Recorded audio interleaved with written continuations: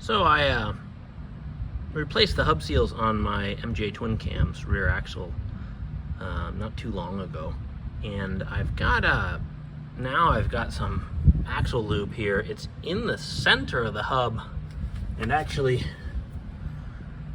up in the spline, the cap here. But as I'm looking here, sorry for making everyone seasick. Along the actual hub itself, I mean, there may be a little bit of residue, but nothing super serious. And you know, the rotor seems okay. That came off my finger, not what was on there. But then there is a little bit here on the inside, and I'm thinking I may have some leaking from the gasket. These gaskets are unique to the twin cam and deluxe for the disc wheels. The hubs are different. Disc brakes, sorry, not disc wheels. And so I'm wondering if anyone can help me, because I don't know if that's a sign that the actual plug in here, assuming there is one, is leaking, because a gasket and the hub seal won't help that at all.